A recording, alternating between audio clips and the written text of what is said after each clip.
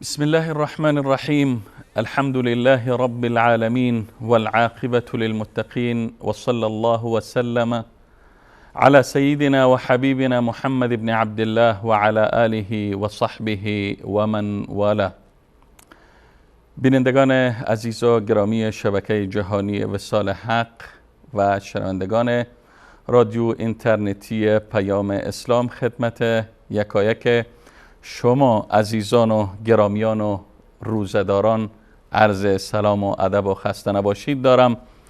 امیدوارم که در این روزهای ماه مبارک رمضان خوش و خرم و سرحال بوده باشید و توفیقات الهی شامل حال همه ما و شما عزیزان باشد.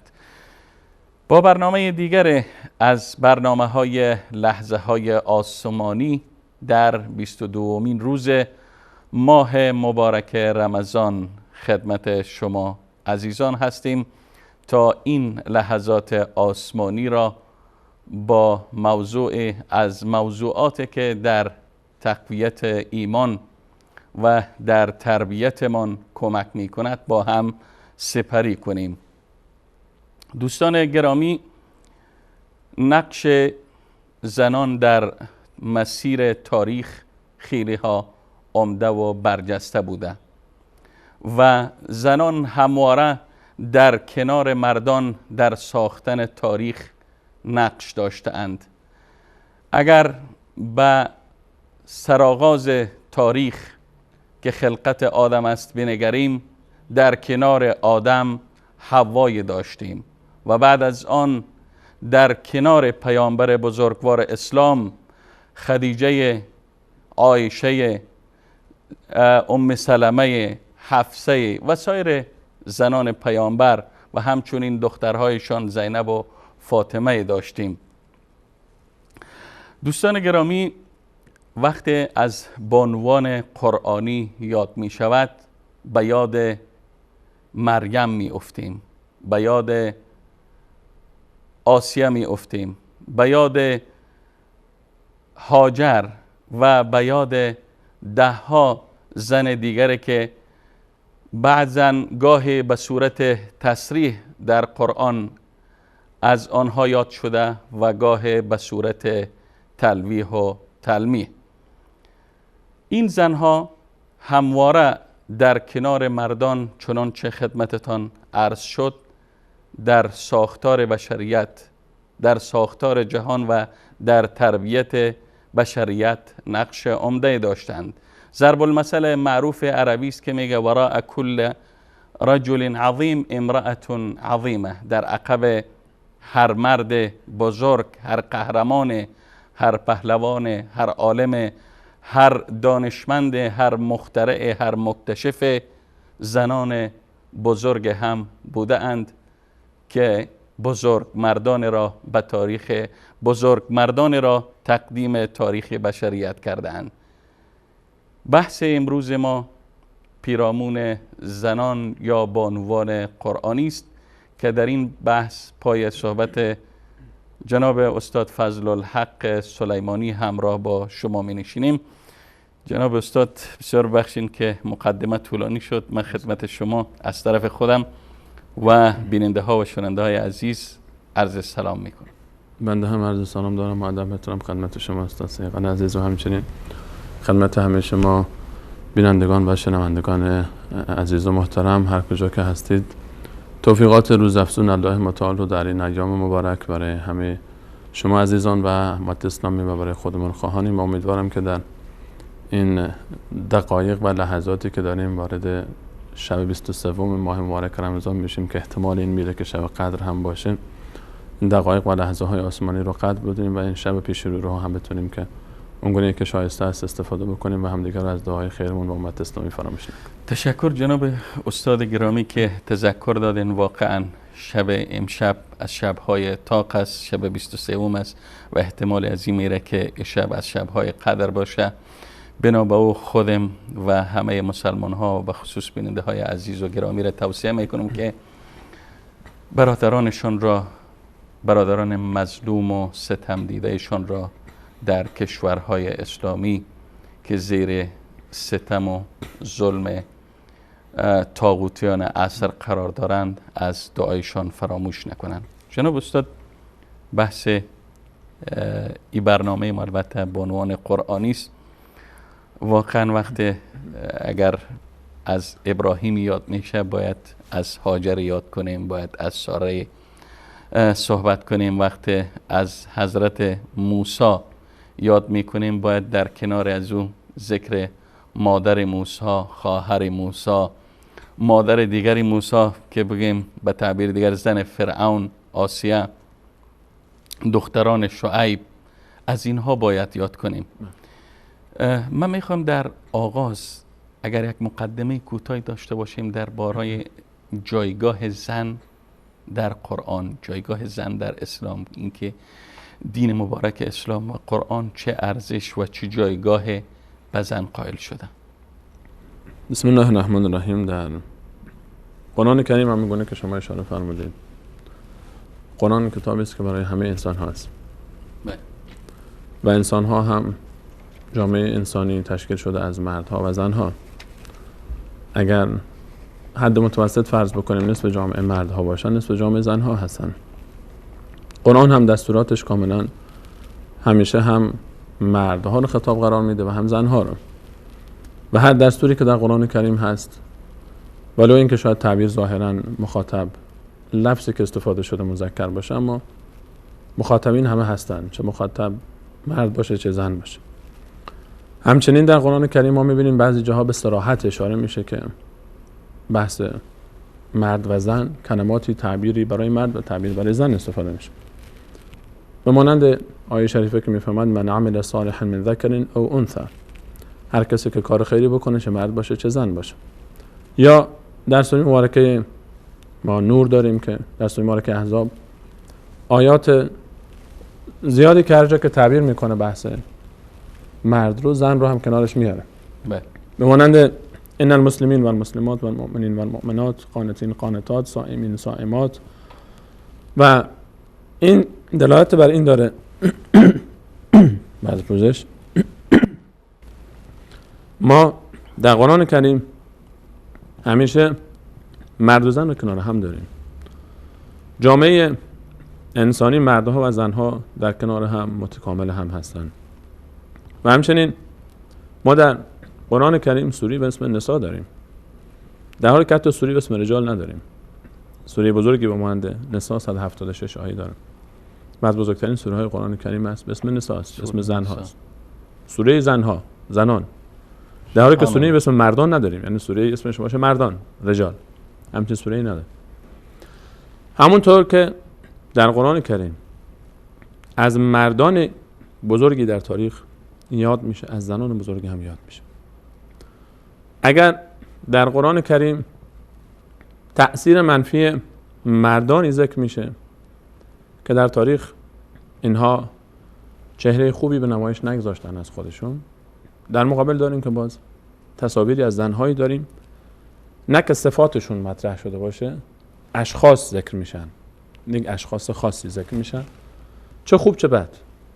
مردها اشخاص ذکر میشن خاص به اسمشون، مانند انبیاء الهی، بله، و یا مانند برخی از صحابه، مانند زید که صراحتا اسمش ذکر میشه. برخی از صحابه اشاره میشه به اونها بدون ذکر نامشون، مانند صدیق اکبر.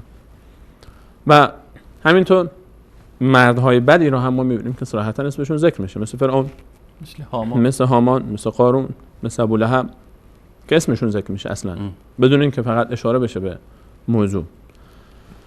در مقابل ما زنهایی رو هم داریم در قرآن کریم که نه که صفات اونها فقط مطرح بشه، چه خوبش چه بدش، اشخاص مطرح میشن. یعنی قرآن کریم میاد و افرادی زنهایی رو برای ما معرفی میکنه با ذکر نام یا اشاره به یک شخصیت خاص، به مانند اسامی که شما اشاره فرمودید، چه خوبشون چه بدشون. ما حدود 17 مورد داریم در قرآن کریم که الله متعال اشاره میکنه به بانوانی در قرآن کریم، به زنهایی در قرآن کریم که این زنها خود شخص ذکر میشه، خود شخصیت مطرح میشه.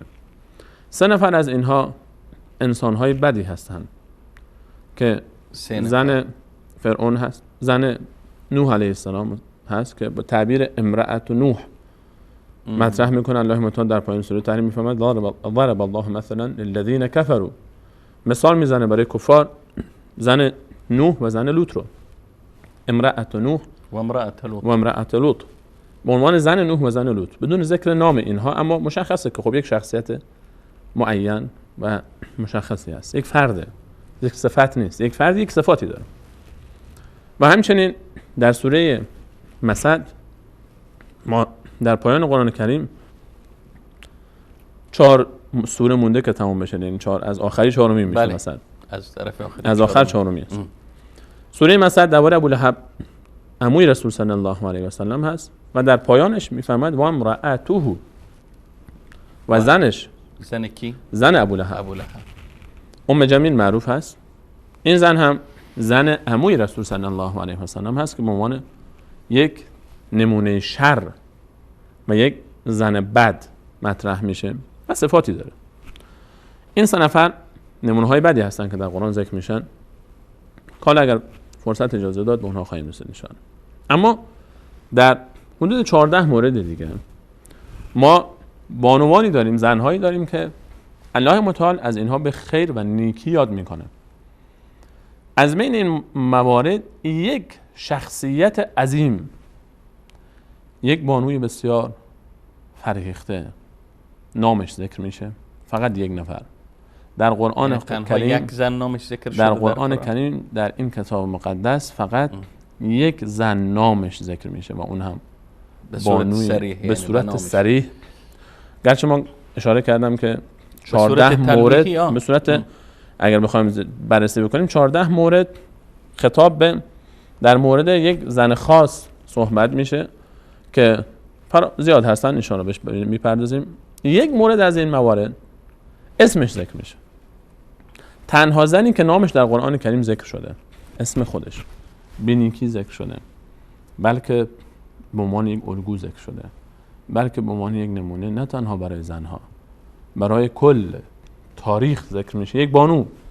یک بانویی که ازدواج هم نکرده، یک بانویی که شاید آنچنان سنی هم ازش نگذشته در اون لحظه‌ای که این معجزات و کرامات برایش حاصل میشه. با اون کسی نیست جز بانو مریم علیها السلام، مادر پیامبر بزرگوار الهی عیسی علیه السلام، که الله متعال درباره مریم در جاهای مختلفی از قرآن کریم سخن میگه. خب استاد گرامی، چه بهتر است که با ذکر نام مریم که ذکر کردین که یگانه بانویی است، یگانه زنی است که در قرآن به صورت صریح ازش نام برده شده، وقتی از مریم علیه السلام یاد میکنیم باید فکر کنیم ذکر هم از مریم ابنت عمران یا از مادرش، از مادر مریم یاد بکنیم. حالا که شما بحث رو شروع کردید اجازه بدید صحبت رو درباره بانو مریم صحبت رو شروع بکنیم اصلا، چون واقعا قرآن کریم انقدر از این بانو صحبت کرده که حقیقتش من احساس فردی و شخصی خودم رو ذکر میکنم استاد. هر وقت نام این بانو ذکر میشه و علاوه خصوص الان که میخوام درباره این بانو صحبت بکنم احساس شرم میکنم، احساس شرمندگی میکنم در برابر عظمت این بانو، در برابر عظمت اون بانویی که الله متعال یک سوره ای از قرآن کریم رو به نام ایشون نامگذاری میکنه، سوره مریم. سوره ای در قرآن به نام یک بانوست، مریم. خیلی عظیمه این حرف، خیلی بزرگه این معنا. وقتی الله متعال یک بانوی رو انقدر اکرام میکنه که این بانو رو در کنار انبیای الهی ذکر میکنه، در کنار انبیای اولوالعزم. در سوره مبارکه احزاب وقتی که الله متعال در آیه 8 میفرماید که وید اخذنا من النبیین میثاقهم، ما از انبیای الهی میثاق گرفتیم و منک، و از تو ای پیامبر عزیز من. اول رسول صلی الله علیه و سلم ذکر میشه چون عزیزتره. و من نوح و ابراهیم و موسی و عیسی بن مریم. منک، تو ای پیامبر من. اینجا در این آیه 5 پیامبر اولوالعزم ذکر میشن. این آیه 5 پیامبر اولوالعزم ذکر میکنه. اول رسول صلی الله علیه و سلم میاد و اذا اخذنا من النبیین میثاقهم و منک، ای رسول صلی الله علیه و سلم، و من ابراهیم و من نوح و ابراهیم و موسی و عیسی. میتونست الله تعالی بگه عیسی. خیلی جاها عیسی بدون مریم ذکر شده. نه، خیلی جاها عیسی بدون مریم ذکر شده.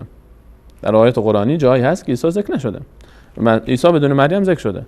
اما ذکر مریم بعد از نام عیسی در سیاق آیه‌ای که از پیامبران اولوالعزم الهی صحبت میکنه اشاره داره، صحبت داره، حرف داره برای ما.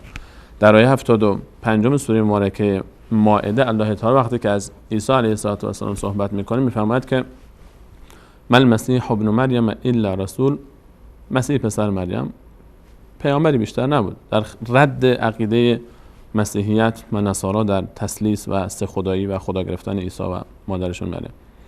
و امه صدیقه، سبحان الله، مادرش صدیقه بود. صدیقیت، درجه صدیقین درجه است که بعد از انبیاست. اولئک مع الذین انعم الله علیهم من النبیین والصدیقین. الله تعالی میفهمه در روز در بهشت درجاتی که هست، اول انبیان بعد صدیقین. درجه صدیقی بعد از نبوت است، بعد از رسالت است.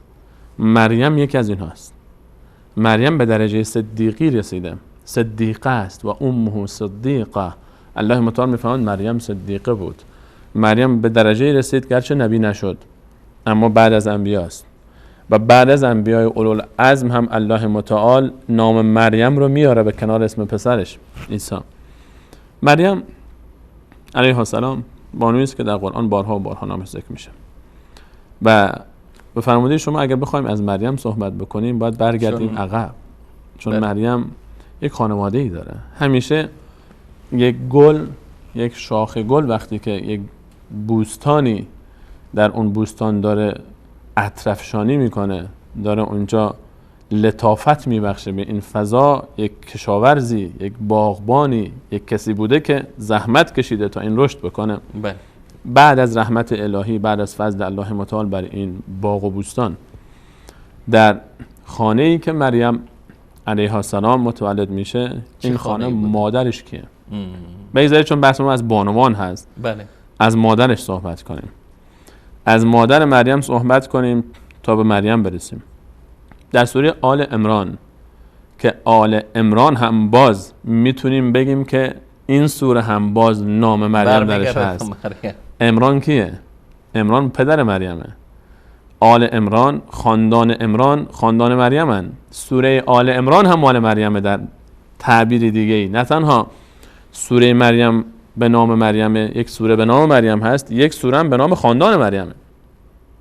این فضیلت ها رو حالا پشت سر هم داشته باشیم که ببینیم کیه این بانو که واقعا جا داره ما امروز در این برنامه، گرچه وقتمون بسیار اندکه، در پیشگاه این بانو به احترام توقف کنیم، تدبر کنیم، بررسی کنیم. چون الله متعال، این دستور الله متعال، وقتی سوره به نام مریم ذکر میشه، وقتی این همه و الله متعال میفرماید واذکر فی الکتاب مریم، ذکر کن از مریم، بگو، صحبت کن از مریم، حکایتشو مطرح بکن. در چند جای قرآن کریم هی مریم مریم میاد.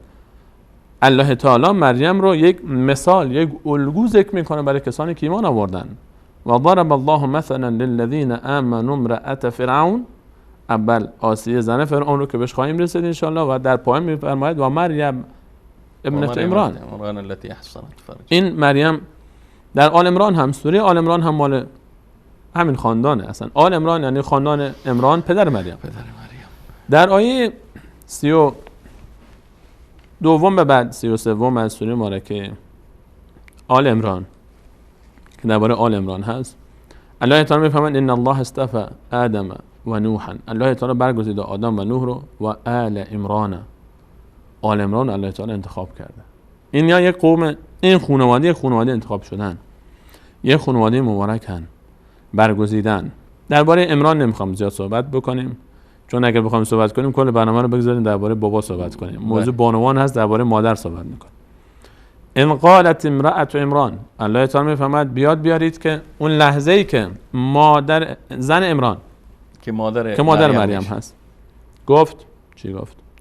فراموش نکنیم درسته که در کنار ماه تابانی، خورشید درخشانی به مانند مریم و عیسی علیهم السلام، مادر بزرگ عیسی، مادر مریم امرأة عمران، یک کمی اون شعاعش کمتر دیده میشه، اون ستاره درخشان در آسمان در کنار مهتاب عظیمی به مانند مریم و خورشیدی به مانند عیسی زیاد نور افشانی نمیکنه، اما خودش یک اسوه است. الله تعالی به ما میگه یاد بیارید اون موقعی که گفت زن عمران مادر مریم رب انی نذرت لك ما فی بطنی محررا، یا رب در 35 سوره مبارکه عمران، خدایا اون لحظه رو بیاد بیارید. مستقیم داستان از اینجا شروع میشه. اینو من میخوام از این آیه من شروع کردم عمدن، چون الله تعالی از اینجا شروع کرد. مادر مریم وقتی الله تعالی میخواد معرفی بکنه نمیاد بگه که مریم بد دختر، مادر مریم اسمش هم حتی ذکر نمیکنه. اسم مهم نیست، خانواده مهم نیست، از کجا اومد و کجا متولد شد مهم نیست، چطور زندگی کرد، کی بود. مستقیم میره سراغ مهمترین صفتی که وصفش میکنه. درباره مادر مریم ما فقط یک آیه بیشتر نداریم اینجا، همین یکی دو آیه که اینجا صحبت میشه، 35 و 36 در آل عمران. مستقیم الله تعالی میره سراغ اصل که این مهمه، این بانویی که من ذکر میکنم به این خاطر این عظیمه برای من، دوست داشتنیه. ان قالت امرأة عمران، موقعی که مادر عمران چی گفت؟ رب، ای خدایا، انی من زن عمران مادر مریم، انی نذرت لک، من نذر کردم برای توی الله، ما فی بطنی، اون چیزی که در دل من است، محررن، که اینو آزاد میکنم، فقط در راه عبادت تو وقفش میکنم. مادر مریم زن عمران حامل است.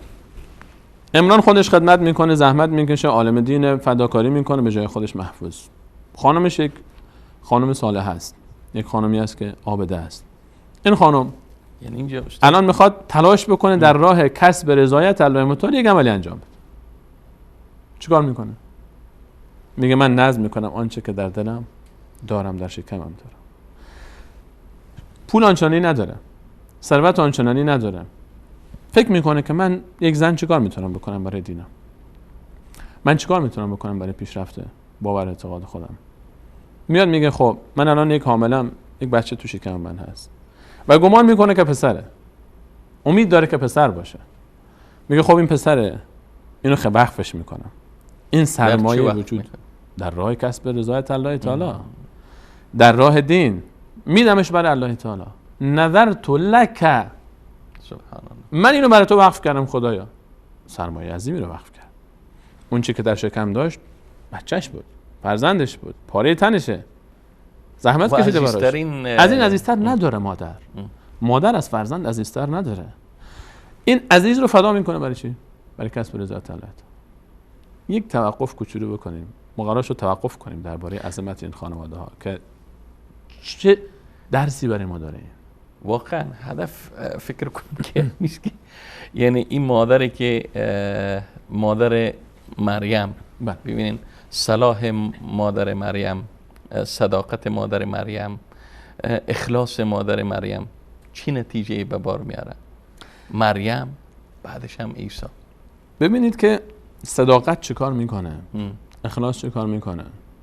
نگیم که من دستم خالیه، من پول ندارم، من نمیتونم کاری بکنم. هر چی که انسان میتونه داشته باشه. این برای ما جای تنبیهه. باید به خودمون بیاییم. اون کسایی از ما که پول داریم، مال داریم، الله تعالی هیچ انسان روی زمین نیست که یک ویژگی خاصی به اون نداده باشه که به بقیه داده باشه. یعنی به این معنی هر انسان یک ویژگی خاصی داره که هیچ کسی چه زن باشه چه مرد، که حالا صحبت ما درباره زن هاست، هیچ زنی گفته نمیتونه که من امکانات ندارم، من سرمایه ندارم، من چیزی ندارم که در راه خدا وقف کنم، در راه خدا صدقه کنم، در راه خدا بتم. داری. اگر ما فکر بکنیم هر چیزی که داشته باشیم، اون کسی که تاجره بعد ازش پرسید تو چی کار کردی؟ مادر مریم زن عمران بچه‌شو وقف کرد، تو چی وقف کردی؟ اون کسی که عالمه بپرسیم تو چی وقف کردی؟ اون کسی که سرمایه دیگه خدا بهش داده، هنری بهش داده، تو چی کار کردی؟ اومدی یک کار خیر انجام بدی، اومدی یک مدرسه درست بکنی، اومدی یک بیمارستانی درست بکنی، اومدی که یک یتیم خونی درست بکنی، اومدی به فقیر که رسیدگی بکنی، اومدی که دست یک مسکین یتیم رو بگیری، اومدی فرزند تو وقف بکنی مانند مادر عمران برای دین، اومدی یک حرکتی بکنی برای دین، بخشی از مال تو، وقت تو، سرمایه‌ات رو، هر چی که الله تعالی در اختیارت گذاشته بر دین بگذاریم. اخلاص. بعدش فرمود که انی نذرت لك ما فی بطنی محررا فتقبل منی. قبولش کن از من. این مهمه. قبول باید بشه. قبولی هم چیست؟ باید قبول بشه. کی قبول میشه؟ شرط قبولی چیه؟ اخلاص. شرط قبولی چیه؟ عمل باید عمل درستی باشه. و گمان نیک در اینه که با اخلاص وقتی انسان یک عبادتی انجام میده، یک نیتی میکنه، یک نذری میکنه، الله تعالی چیکار میکنه؟ نذر کرد که پسری به دنیا میاد، ان شاء الله فکر میکرد پسری به دنیا میاد، پسرمو من نذر میکنم تا این پسر بره و خدمتگزار عبادتگاهی بشه که الله تعالی در اون عبادت میشه. پسر نشد. وضعتها. وقتی که فلما وضعتها، وقتی که به دنیا اومد قالت رب انی وضعتها انثى. خدا جان این که دختر شد. مریم اومد. اما ناراحت. نتیجه اخلاص. ناراحت از چی؟ از این که اون فرصت عبادت از من گرفته شد. از اینکه فکر میکنم منی که الان پسرم رو میخواستم بفرستم برای عبادت دیگه نمیتونم بفرستم، دختره نمیتونه بره اونجا تو کلیسا نذر بکشه، اونجا کلیسا عبادتگاه اون زمانه بود، نمیتونه بره اونجا این کار اون جوری که من دوست داشتم بره وقف دین بشه و کار بکنه. ناراحت. من گفت خدای پسر زن و مرد که مثل هم نیستن، اینو من وقف کردم و این نیستم میتوها مریم، من اسم اینو گذاشتم مریم و انی اعیذها بک و ذریتها من الشیطان الرجیم. خدای من این دخترمو به تو میسپارم از دست شیطان و تمام ذریه این رو، هر کسی نسل تنها خودش ذکر نکرد، به تنها فکر دخترم را، نسلشم به فکر تربیت بچهشه. این یک زنه که فکرش، ذکرش، دیدگاهش، زندگیش به خاطر چیه؟ به خاطر خداست، به خاطر اللهه. این زن میخواد الله رو به دست بیاره، رضایت الله رو به دست بیاره، کسب بکنه رضایت الله متعال رو. از هر آن چیزی که در اختیارشه میاد و سرمایه گذاری میکنه. بعدم که میبینه که فرصت نشد باز میگه خدایا خب خواست تو اینطوری بود، خدا اینو تربیتش کن. بچه صالح میخواد، به فکر تربیته. چند نفر از ما به فکر تربیت بچه‌مون هستیم؟ چند نفر از بانوانی که ما الان دوستدار قرآنیم مثل مادر مریم تا بچه‌مون به دنیا اومد میگیم که اینجا اعیذها بک. جناب استاد تنها به خودش اعتماد نمیکنه و تربیه که امروز برخیا بفرستیم در آموزشگاه فلانی و مکتب فلانی و نمیفهم مدرسه چجوری و این گونه سخنها، اعتماد اول تربیه میکنه و بعد از خداوند توفیق میطلبه و به خداوند میسپاره. همه چیز به دست الله متعال. داستان مریم، خانوادهش، قومش، زکریا که بدکفالتش رو به عهده میگیره به ما نشون میده که گرچه ولو قوانین مسلمی که الله تعالی گذاشته اگر بخواد اینها تغییر بکنه تغییر میکنه و تا الله تعالی نخواد هیچ کدوم از اینها نمیشه. تربیت یکی از اینهاست. اولین مرحله دعاست و طلب از الله متعال. مریم به دنیا میاد. برای کفالت مریم نذرش رو عملی میکنه. نذرش رو عملی میکنه و بچه بزرگ میشه. کفالتش رو به عهده میگیرن.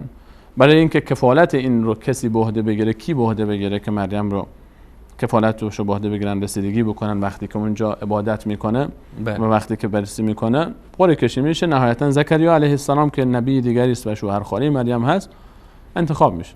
حضرت زکریا وارد میشه. حالا مریم رو ببینیم. اون از مادرش خیلی مختصر گذرا. مادر مریم خودش یک انسانی است که صاحب کرامات. مریم وقتی که به دنیا میاد، این بنده، این دختری که با این دیدگاه و این دعا و اون نیت خالصانه به دنیا اومده به هر حال نزد میشه و زکریایی که خودش پیامبره این رو تربیت میکنه. فکفلها زکریا. اینجا هم یک زکریا تکریم دیگری است برای مریم. الله تعالی در وقتی که الله متعال وقتی که مادر مریم دعا کرد که میخوام تربیت خوبی بشه، الله تعالی زکریای فرستاد. نبی رو گویی که مأموریت میده حالا تو باید اینو تربیتش کنی. یعنی خدا، اگر انسان وقتی از خدا طلب بکنه، وقتی به خدایش تکیه بکنه، وقتی به خدایش اعتماد کنه، خداوند افراد و اشخاص و وسایل و اسباب را مسخر میکنه که اصلا در خیال بنده هم نیست.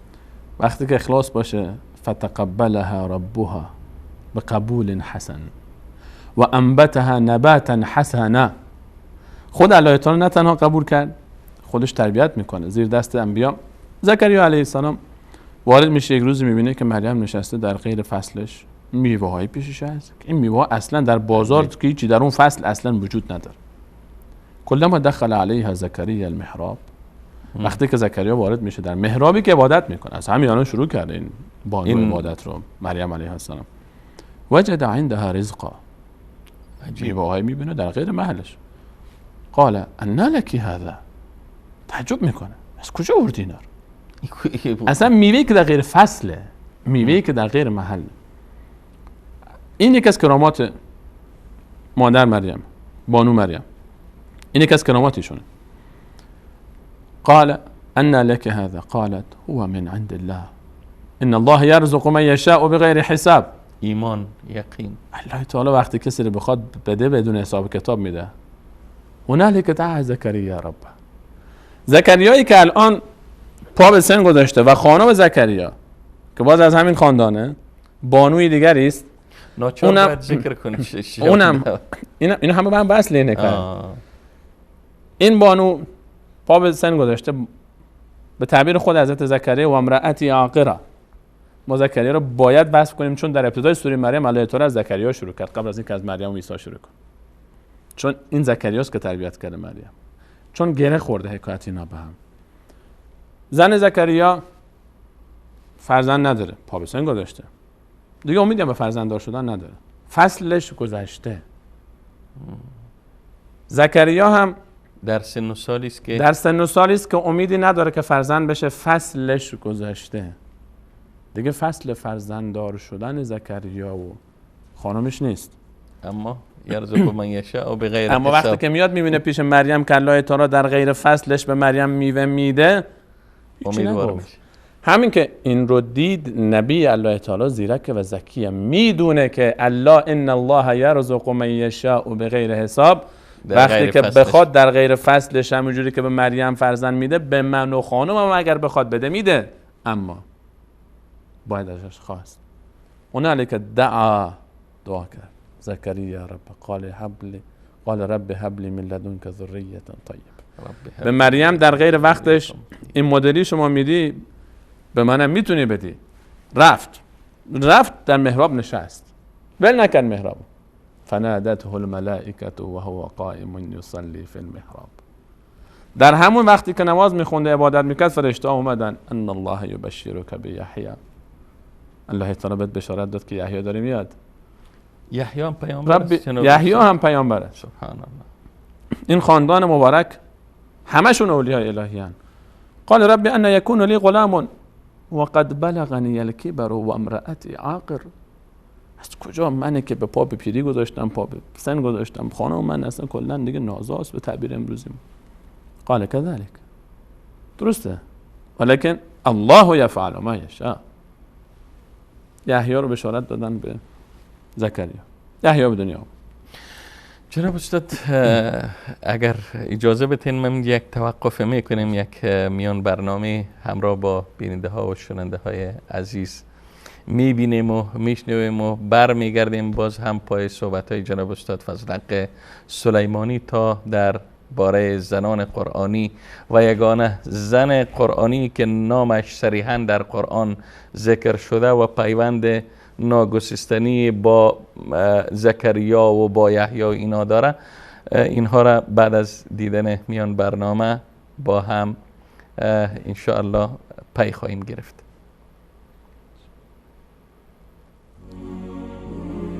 يا ربي اقبل صومنا واغفر جميع ذنوبنا، يا ربي نطلب نطلبك الرضا عنا وستر عيوبنا. يا ربي يقبل صومنا واغفر جميع ذنوبنا. يا ربي نطلبك الرضا عنا وستر عيوبنا. يا ربي يقبل صومنا واغفر جميع ذنوبنا. يا ربي نطلبك الرضا عنا وستر عيوبنا. يا ربي يقبل صومنا واغفر جميع ذنوبنا. يا ربي نطلبك الرضا عنا وستر عيوبنا. يا ربي من صلى وصام وكل من زكى وقام يبغي رضاك ورحمتك والعفو يا رب الأنام. يا رب من صلى وصام وكل من زكى وقام يبغي رضاك ورحمتك والعفو يا رب الأنام. يا ربي يقبل صومنا واغفر جميع ذنوبنا. يا ربي نطلبك الرضا عنا وستر عيوبنا. يا ربي يقبل صومنا واغفر جميع ذنوبنا. يا ربي نطلبك الرضا عنا وستر عيوبنا. يا ربي يقبل صومنا.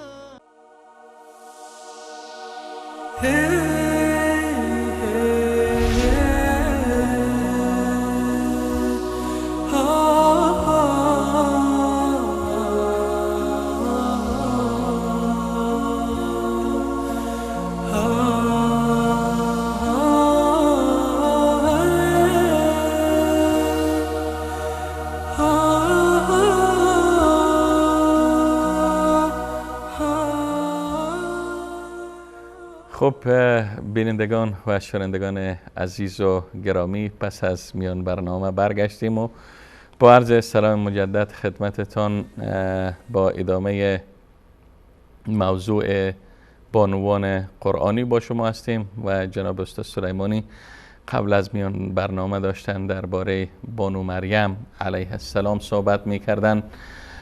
از مادرش صحبت کردند و بعدش آمد موضوع چون با هم گره خورده و با هم پیوند منطقی داره، صحبت از زکریا شد و صحبت از اینکه در قبل از میان برنامه دقایق قبل از میان برنامه گفتن که زکریا که متکفل تربیت مریم بود وقت داخل شد در محراب دید که نزد مریم علیه السلام میوه هایی است که در آن فصل اصلا از آن وجود نداشت و حتی در آن منطقه وجود نداشت. وقتی اون میوه ها را دید از مریم علیه السلام پرسید که این میوه ها را از کجا آوردی؟ از کجا آوردی؟ مریم گفت خداوند وقتی که به هر کس رزق بده، رزق خداوند بغیر حساب و بی حساب و بی شمار است. بنابر او زکریا هم از خداوند خواست که در حالی که خودش بزرگسال بود و زنش بزرگسال بود خداوند به ایشان فرزند عطا کنه و بنا به دعایش خداوند یحیی پیامبر دیگری را به زکریا عطا کرد. و جناب استاد فقط می‌خواستم که این نقطه را دوباره بازگو کنم. حالا می‌خوایم درباره خود مریم علیه السلام، درباره ویژگی های این بزرگ بانو صحبت کنیم. درباره این بانوی عظیم اگر بخوایم صحبت بکنیم، من چند آیه از آل عمران کمک میگیرم، از سوره آل عمران که مال همین خاندان هست به نام این خاندان، و از سوره مبارکه مریم. در سوره مبارکه آل عمران آیه 42 الله متعال مبحث ما و شما رو در یک آیه جواب میده. ان الله یا مریم و اذ قالت الملائکه یا مریم. بیاد بر اون لحظه ای که فرشتگان رفتن به پیش مریم بهش گفتن یا مریم، ای مریم ان الله اصطفاکی، الله تو رو برگزیده، انتخابت کرد، و طهرکی، و تو رو پاک کرد، واصطفاکی، باز دوباره، و تو رو برگزیده علی نساء العالمین، سبحان الله، بر زنهای استفا عالم. دوباره تو رو برگزیده، پاک کرده، پاکیزه کرده از هر گونه آلودگی و برگزیده بر تمام زنهای عالم. بعضی از مفسرین گفتن این دوبار استفا، یک بار به خاطر خودش هست، یک بار به خاطر نازنینش عیسی علیه السلام. این بانو خب یک سری صفاتی هم در وجودش هست که به اینجا میرسه. بانو مریم اولین صفتش اینه که وقف کرده خودش رو برای الله متعال، همون نیتی که مادرش داشت. مشغول عبادته، مشغول روزه است، مشغول نمازه. در سوره مبارکه مریم الله متعال میفهمد که اصلا از قوم دوری گرفت، رفت یک گوشه شرقی از مسجد اونجا و برای خودش یک حجابی هم بین خودش و قوم گذاشت که کسی نیاد اصلا سراغش. یک بانوی است، عفیفه، پاک و عابده و عبادت میکنه، شب و روز رو مشغول ذکر عبادت الله تعالی است. الله تعالی الان اراده داره که این بانو رو هم آزمایش بکنه، هم ابتلا بکنه، هم یک فضیلت هایی رو به او اعطا بکنه. الله متعال جبرئیل امین رو میفرسته، بیاین با هم همراه بشیم بریم در اون گوشه‌ای که اعتکاف نشسته بانو مریم. یک چادری هست گوشه از مسجد که هم میدونن، یک بانوی با کمالات، صاحب جمال، صاحب کمال، شایستگی و کمال، تمام صفاتی که شایسته یک انسان هست در وجودشون هست. سرآمد تمام بانوان دور بر خودش هست. خب سنی هم نداره، دوبار برگزیده شده، سنی هم نداره، نوجوان و ابتدای جوانی رو تازه هنوز داخل نشده به ابتدای جوانی، هم با دختر نوجوان است، مشغول عبادت و حجب و حیا و عفتش سبب شده که اصلا از قوم دوری گرفته و رفته الان یک دفعه مشغول عبادت و راز و نیاز و ذکر خودش هست که میبینه که پرده کنار رفت و یک مردی اومده بسیار صاحب جمال و وارسته، مردی انسانی اومده به خودش جرأت داده که پرده رو کنار زده و اومده جلو. الان مریم علیه السلام گمان بد میبره به این. بله. اعوذ بالرحمن منک ان کنت تقیا، پناه به الله تعالی این کنت تقیا. نمیدونه کیه، یک مردی اومده صاحب جمال و کمال، یک بانوی اینجاست، پرده کشیده داره عبادت میکنه، صاحب جمال و کمال، هر کسی باشه گمان بد میکنه، نمیدونه که این کیه. میگه به الله پناه میبرم از دست تو اگر تو انسان پاکیزه ای هستی. خود این کلام منظور چیه؟ خب ما هم میخواستم بپرسم که میخواد چی بگه؟ تقیه. میگه که اگر تو انسان پاکیزه ای هستی، چون تو مسجده در حال عبادته، سیمای این شخص دلالت میکنه انسان فریخته و آراسته ای باشه. اگر تو انسان متقی هستی، این شایسته تو نیست که تو اینجوری بیای بدون اینجا بانوی هست، من پرده کشیدم، پرده رو بکشی کنار و بیای مزاحم من بشی. چه نیتی داری تو؟ برای چی اومدی اینجا؟ اگه تو نیت خیر داشتی، اگر با من کاری می‌داشتی، اگر صحبتی می‌کردی، صحبت می‌کردی، اجازه می‌خواستی، این برخورد یک انسان متقی نیست. من پناه میبرم به الله تعالی از این برخورد هاست و بترس از الله تعالی. این پناه بردن من به الله تعالی باید تو رو بترسونه اگر تو متقی باشی. پناه من به الله تعالی باید تو رو بترسونه اگر تو متقی هستی. اینجا الان کلامی میشنه به بانو مریم پریشان این تقوا، حجب، عفت، پاک دامنی. ببینید خود این عفت و حیا و حجب رو چطور برخورد میکنه باش. نمیاد بگه تو کی هستی، حتی تو کی، چی کاره ای، خوش تیپ، با کلاس، شماره تلفن بده، روزی عکس ازت بگیرم، یا بعداً آدرس ایمیل بده به من، آدرس فیسبوک تو به من بده. متاسفانه ما داریم میبینیم در عصر و زمانه خودمون که اگر یک جوانی صاحب کمالات، خوش تیپ، با قیافه، شکل و شمایل آنچنانی که از ظاهرش مشخصه که انسان خیلی مایه‌داری هم هست، جبرئیل امین الله تعالی وقتی که میفرسته به شکل یک انسانی میفرسته که میخواد آزمایش بکنه. از اون طرف بانو مریم چی جواب میده؟ اولین کلامی که میگه پناه میبرم به الله تعالی. اعوذ بالرحمن. یوسف علیه السلام چی جواب داد وقتی که زلیخا رفت پیشش؟ پشت درهای بسته. وراودته التي هو في بيتها عن نفسه وغلقت الابواب وقالت هیت لك. درها رو بست و گفت آقا من در اختیار تو هم. قال معاذ الله، پناه به الله تعالی. عفت اینه، حجب و حیا اینه. کسی بخواد مثل یوسف باشه مردی باید در جا بگه معاذ الله وقتی که فتنه و وسوسه یک زنی رو میبینه. اگر بانوی دختر محترمی متقی دختر مسلمان باید مریم وار زندگی بکنه، وقتی که وسوسه یک مردی رو احساس کرد باید بگه اعوذ بالرحمن منک، پناه میبرم به الله تعالی دست تو. این مریمه.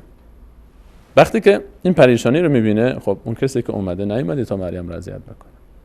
اون کسی که اومده سیدنا جبرئیل علیه السلام سردار ملائکه است، سردار ماست، سردار انسان هاست، یاور انبیاء الهیه. میاد بهش میگه که نگران نباش، من انسانی نیستم، نیومدم تو رو اذیت بکنم، من فرستاده الله تعالی لأهب لک غلاما زکیا، اومدم به تو هدیه بدم یک فرزندی رو.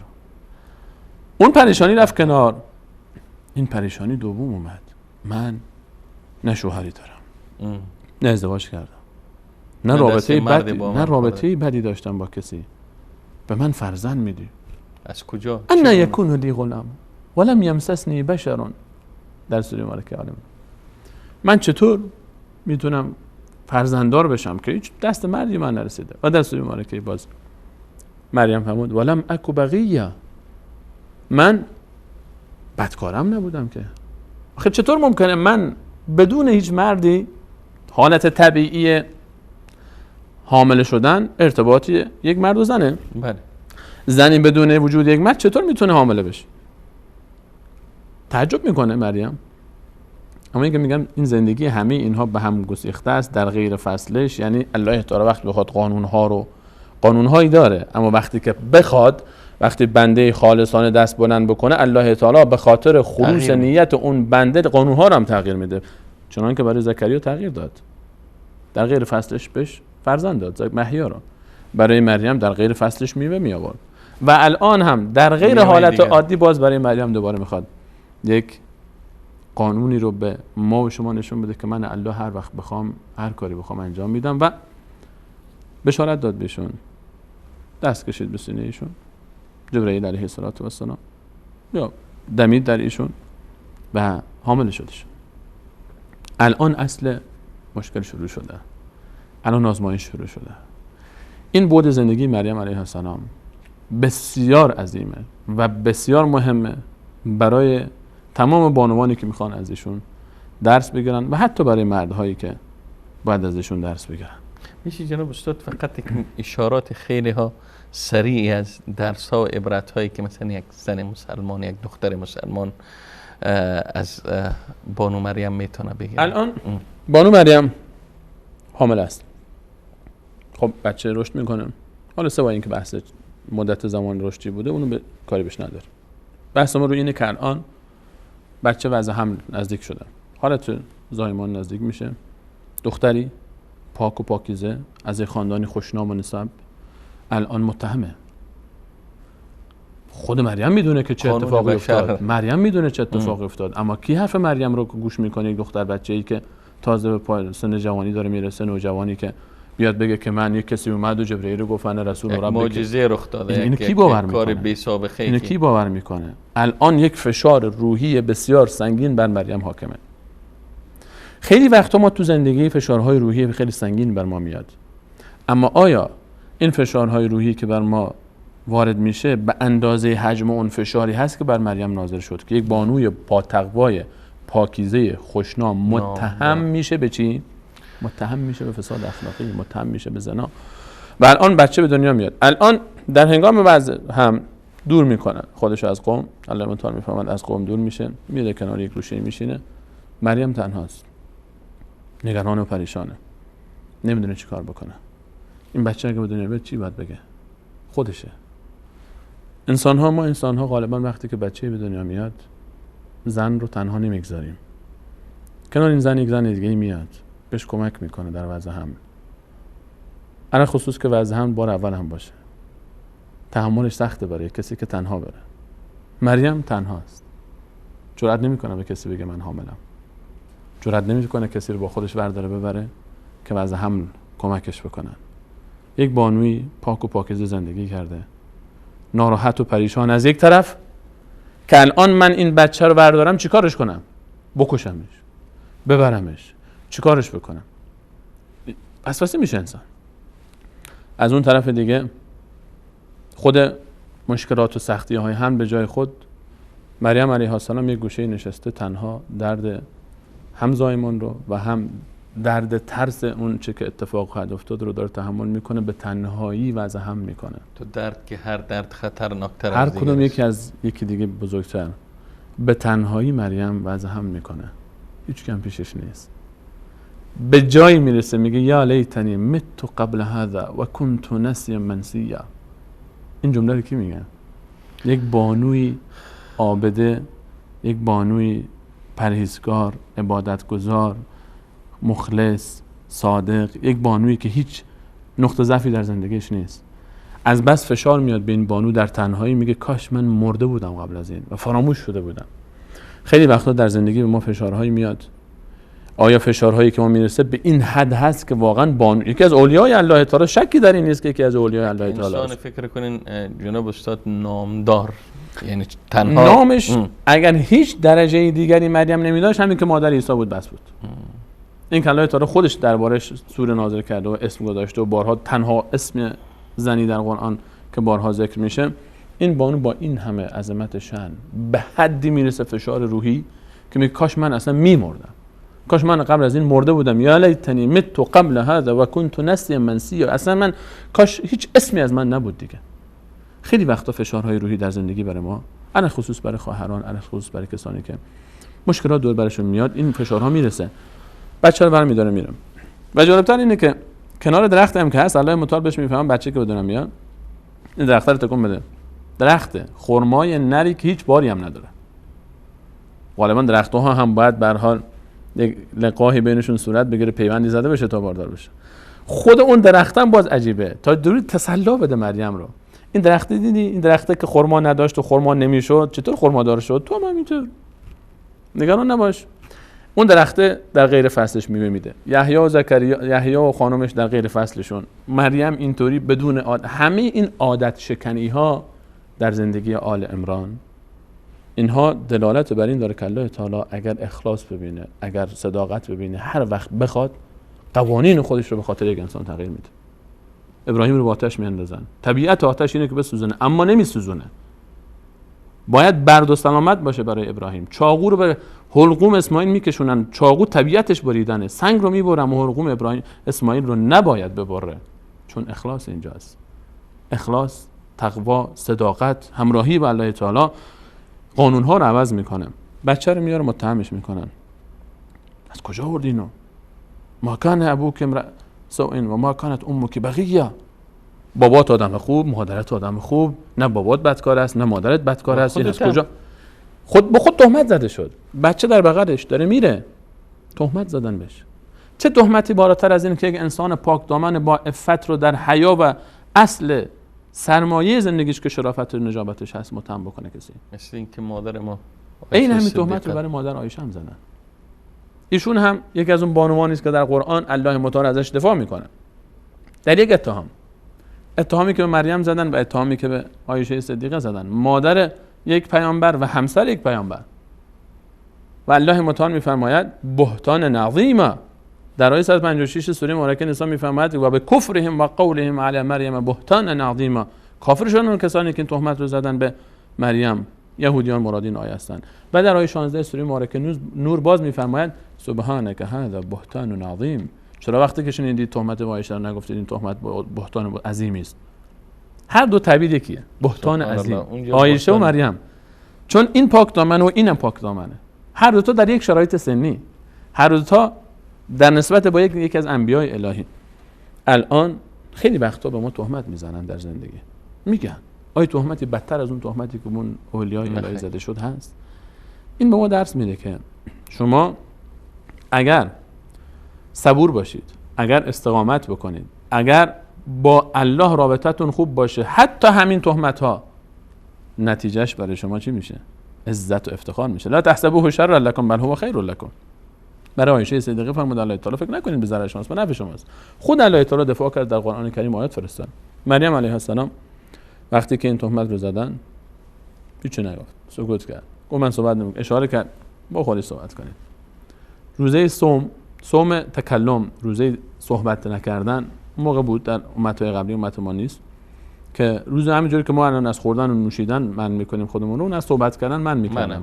صبح تا شب روز صحبت نمیکردم و از اشاره میفهموندن که من روزم، و اونها اشاره کردن به این، گفتن کیف نکلم من کان فی المهد صبیا، با این بچه ما چطور صحبت بکنیم؟ قال الان اون وقتی که مریم آزمایششو پس داد. مریم سختی کشید، مریم درد کشید، مریم تنهایی تحمل کرد، مریم دوره حمل رو پنهان کرد، کسی نبینه، کسی خبر نشه. مریم در دوران حمل هم از حمل و هم از فشار غم و غصه به جایی رسید که در وضع حمل، در هنگام وضع حمل میگفت کاش من میمردم، از بین میرفتم. مریم که از اولیای الله تعالی است. نگیم که مشکلات، سختی ها، غم ها فقط مال من بدبخت بیچاره است، من گناهکار، من مصیبت زده، من فلان. ولی از اولیای الله متعال مثل مریم به جایی میرسه که تمنای مرگ میکنن، تهمت بهش میزنن. این همه آزمایش، تقوا داره، پرهیزگاری داره، صداقت داره، عفت داره، نجابت داره، الان هم متهم میشه به این که تو از کجا آوردی؟ تهمتی که همه قبول میکنن. تو مرد نداری، شوهر نداری، هیچ توجیه دیگه نمیتونه داشته باشه جز این که تو خدای نکرده مرتکب این کار شده باشه. اما وقتی که اخلاص هست، اما وقتی که رابطه با الله تعالی هست، الیس الله بکاف عبده، آیا الله تعالی بر بندش کافی نیست؟ و من یتق الله یجعل له مخرجا و یرزق من حیث لا یحتسب. کسی که تقوا پیشه بکنه، الله تعالی براش راه برون رفت از مشکل رو پیدا میکنه، خودش درست میکنه کارو و از جای رزق میده که اصلا گمانشو نکنه. مریمی که هیچ گمان نمیکرد بدون ازدواج صاحب فرزند بشه، بهش فرزند میده. یحیی و زکریایی که عمری از اونها گذشته ناامید شدن، بهشون فرزند میده. الله متعال حضرت عیسی رو به زبان میاره. الان دیگه باید آزمایشو پس داده مریم، الان باید دفاع بکنه. عیسی علیه السلام از مادرش قال انی عبدالله آتانی الکتاب و جعلنی نبیا و جعلنی مبارکا اینما کنت و اوصانی بالصلاة و الزکاة ما دمت حیا و برم بوالدتی. الان این بچه به زبان میاد و جالبه که صفاتی رو که میگه من پیامبر الله تعالی هستم، من فرستاده، امر به نماز کرده، امر به زکات کرده تا وقتی که زنده هستم و من نسبت به مادرم مهربان خواهم بود. فرزندی رو الله تعالی میده به مریم که این فرزند باعث فخر کل کائنات است، عیسی علیه السلام. و جالبه که نه مادر ازدواج میکنه و نه فرزند ازدواج میکنه. مادر هم ازدواج نکرد، مریم علیه السلام، و عیسی علیه السلام هم ازدواج نکرد. نه مادر ازدواج کرد، نه فرزند ازدواج کرد. مادر بدون ازدواج صاحب فرزند شد. ان مثل عیسی عند الله کمثل آدم خلقه من تراب. الله متعال مثل همونجوری که آدم علیه السلام رو بدون پدر و مادر خلق کرد، حضرت عیسی رو بدون پدر خلق کرد. و مادر یعنی مریم مادر عیسی علیه السلام، الله متعال ایشون رو به درجه صدیقیت رسوند به خاطر تقواش، به خاطر اخلاصش، به خاطر صبرش بر مشکلات و مصیبت ها، به خاطر اون صداقتی که با الله متعال داشت، به خاطر حجب و حیا و عفتش، به خاطر پاک دامنیش. و الان هم خیلی از ماها میتونیم که به مانند مریم به این درجات برسیم. مریم پیامبر نبود، اینو فراموش نکنید که حضرت مریم حرف مهم اینجاست که پیامبر نبود. جناب استاد یعنی بعضیا شاید بهانه کنن که خب یک پیغمبر بود یا مادر پیغمبر بود یا این بود یا آن بود. این حکایت وقتی در هر حکایتی که در قرآن ذکر میشه، در عقب حکایت درس ها و پند ها و عبرت های برای بشریت نهفته است، برای افراد، برای مسلمانان نهفته است. یعنی ما جناب استاد میخوام این را بگم که ببینین که طبقی که شما اشاره کردین، چون که اشاره کردین، یعنی در حکایت حضرت مریم علیه السلام سنت شکنی ها و عادت شکنی ها را ما عملا دیدیم و این در نتیجه چی بود؟ تقوا، اخلاص، پرهیزگاری و رابطه با الله. یعنی میتونه هیچ کس بهانه نداره که من ندارم، امکانات نیست، محیط آماده نیست، شرایط آماده نیست، وسایل آماده نیست. با رابطه با الله صبر، میتونی هر کاری که بخوای، هر آرزویی که داشته باشی برسی، ولو اینکه در ظاهر هیچ امکانش وجود نداشت. امکانش وجود نداشت. استاد گرامی، در لحظه های پایانی برنامه لحظه های آسمانی هستیم. از شما در پایان برنامه جهان و سپاس امتنان دارم و همچنین از تک تک بیننده ها و شنونده های عزیز و گرامی که تا این لحظه با ما بودند، از آنها هم جهان سپاس و امتنان دارم. تا برنامه دیگر و دیدار دیگر همه شما را به پناه حضرت حق سبحانه و تعالی می سپارم. خدایا نگهدارتان و السلام علیکم و رحمت الله تعالی و برکاته.